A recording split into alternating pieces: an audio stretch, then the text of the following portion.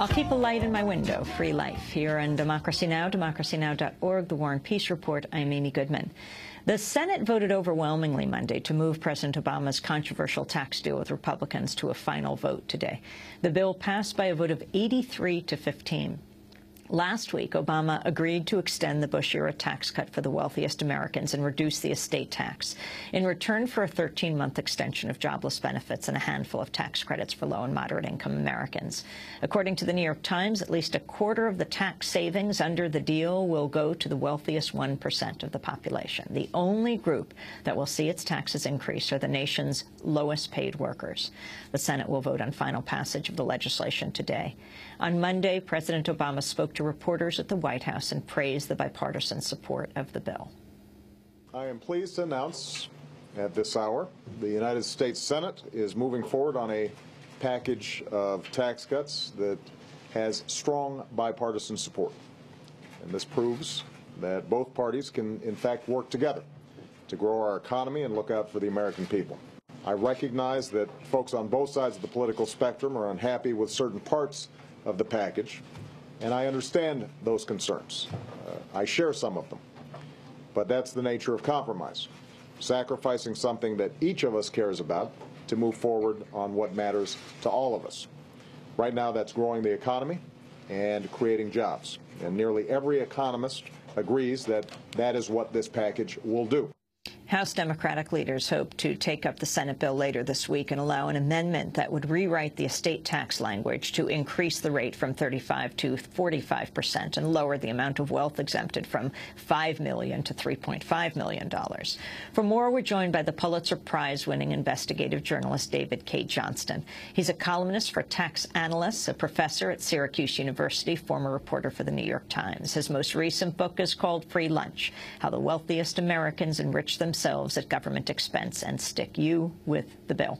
We welcome you to Democracy Now! Sorry you couldn't be in a TV studio in Rochester, but I understand it's so cold they couldn't move the satellite. So thanks for joining us. Years on the satellite dish. Well, David Cay Johnston, talk about the legislation that the Senate is poised to pass today. Well, you certainly cannot accuse the Republicans of leaving any money on the table. They got an extraordinarily good deal that raises, I think, basic questions about the negotiating skills of the president. The bottom roughly 45 million families in America, or households in America, and there are a little over 100 million households, they're going to actually see their taxes go up. And that's because President Obama's making work pay credit, $400 per person, $200 for a couple, and you got it even if you were retired or disabled, is going to go away.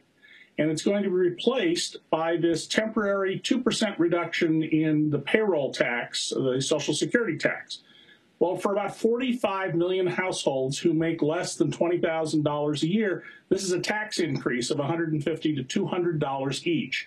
So it certainly seems to me it's reasonable going forward, given how the Republicans have emphasized they will never raise taxes on anyone, and they're the party of tax cuts, that the Republicans have now become the party of tax increases on the poor. At the top end, if you're a two-income couple and you make a little over $100,000 each, so you pay the maximum Social Security tax, you didn't get Obama's making work pay credit. You were regarded as too well off. But that Social Security payroll tax decrease is going to mean about a $4,200 tax cut for you. So clearly we can see that the scheme of this is the better off you are, the more help you get from the government, the worse off you are, your taxes go up. You wrote a piece saying that President Obama should call their bluff. What do you think of what President Obama has done? Well, he certainly didn't call their bluff. Remember that the Republicans are the minority party even in January. They cannot pass any legislation unless the Democrats go along with them. And there's an important issue to the plutocrats at the very top of the Republican Party who've been financing a lot of these policies through the people they donate to and put in office. And that's the estate tax. If nothing was done, the estate tax was going to go back to a $1 million exemption and a 55% rate. That's far more troubling to you if you're a billionaire or a centimillionaire than a marginal change in your tax rate. So I think what the president should have done was hung tough, said to the Republicans he would veto anything that didn't meet his standards. If he'd adjusted the the area where taxes would go up on income to $1 million from $250,000, that wouldn't have been a big deal. And by the way, a very important point the news media keeps missing, that $250,000 was not income, it was taxable income, which is much smaller than total income. We're talking to David Cay Johnston, Pulitzer Prize-winning investigative journalist. David, you've also written about how the media covers this issue. Explain what isn't explained. Well, it's covered mostly through talking points. In fact, I have a piece in Neiman Reports from Harvard University out today about how much that I'm reading of economic news that is just nonsense. I mean, it accurately quotes what politicians are saying, but it's economic nonsense because the reporters writing about it are very best papers at the Washington Post, at the New York Times, at the Wall Street Journal, often do not know what it is that they're writing about. And this I find to be one of the most troubling aspects of this, because after all, as the great conservative commentator Edmund Burke wrote in 1793, the revenue of the state is the state. Taxes are the system by which we distribute the burden of being able to live in a free society. And to not understand how they work, it results in all sorts of manipulations by people who make ridiculous claims about the tax system. I want to play some of what Congressmember Paul Ryan had to say about tax cuts. He's a Wisconsin Republican and the incoming chair of the House Budget Committee. He was speaking on Fox News Sunday. He said the only tax reform he would pursue if the current bill doesn't pass is across-the-board lower rates.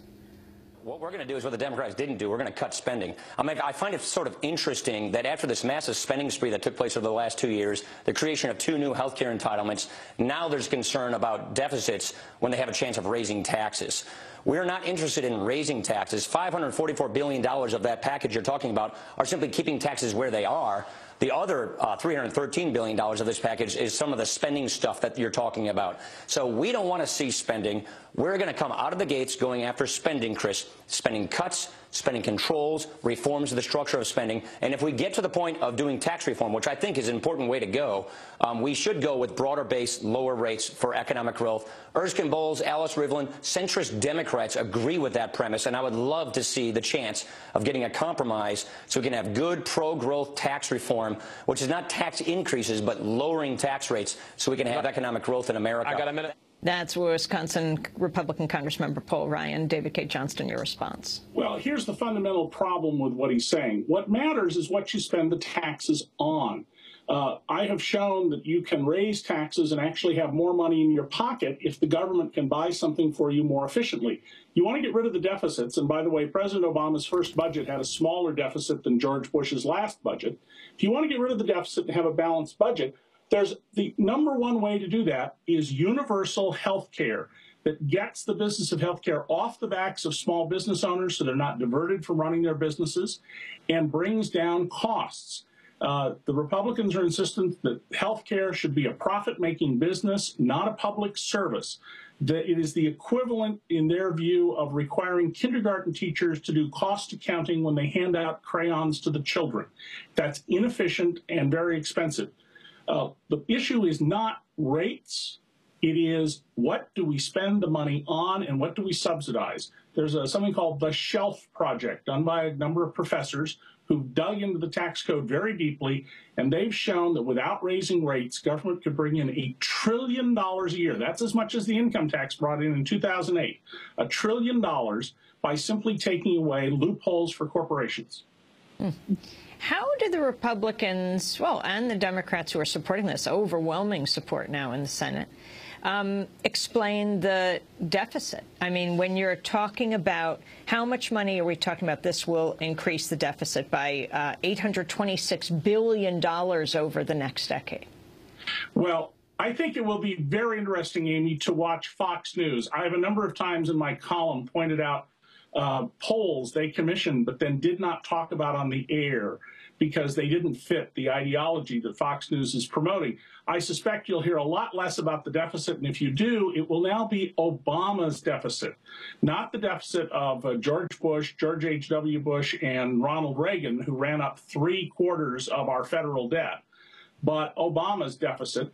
And what the president's given away is a trend line that would have been shrinking federal deficit going into the future. How this will play out in 2 years will be very interesting to watch.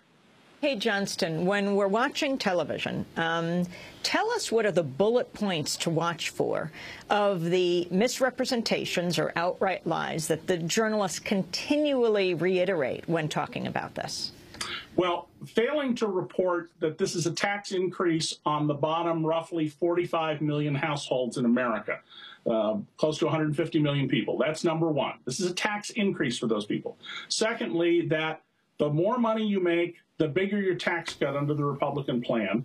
Thirdly, that the estate tax reductions to 35% and a $5 million, or for a married couple, $10 million exemption, involve money in many cases that has never been taxed. When very wealthy people die, the reason they're wealthy is they've reported legally less income than they made on an economic basis, so they have lots of money that was never taxed, and now it will never be taxed up to $5 or $10 million because of these changes. And those are key things that I would watch for. The other one is we're going to cut spending. Well, there are only four big areas of federal government spending. Interest, which is low right now because interest rates are low. That'll go back up. The military, the Republicans are not exactly known for wanting to restrain military spending. Medicare, Medicaid, that is government-provided health care for the elderly, the disabled, and the poor. And then Social Security, which people paid into and expect to collect in their old age. So what are they going to cut? Are they going to cut food safety inspection, which is a tiny, tiny fraction of a penny, and worse in a situation in which foodborne illness occurs in this country at something like, I think it's 20 times the rate in France and 7 times the rate in England? Are we going to further take away education from poor children? Are we going to raise the cost of a higher education, which reduces the value of the most valuable asset we have, young minds that we should be training and developing so we have a prosperous future? David Cay Johnston, you wrote recently, newly released government income data shows average wages and total wages declined for all income brackets last year, except at the very top, where they leaped dramatically. And you say that the average American income in the highest income bracket, those earning more than $50 million a year, increased 5-fold to an average. No, that, Amy, let me stop you. That comes from Social Security, from payroll data. It was erroneous data. 2 people trying to mess up the government's records filed false statements, and I hope the government's going to go prosecute them for this. The government's revised numbers. The fact is there were 74 workers who made over $50 million. And the important measures of this, in 2009, of everybody who had a job in 2008, 1 in 34 went all of 2009 without earning a dollar. The median wage in 2009 was smaller than it was in the year 2000, and the average wage compared to 2000 was only up less than 1%. And that's only because of the growth at the top. All of the people who are making 6, 7, 8, 9-figure salaries from their work. And remember, people like hedge fund managers aren't counted in that because they get to live tax-free currently under our law. You can make $1 billion a year as a hedge fund manager and legally pay no income taxes, thanks to Congress.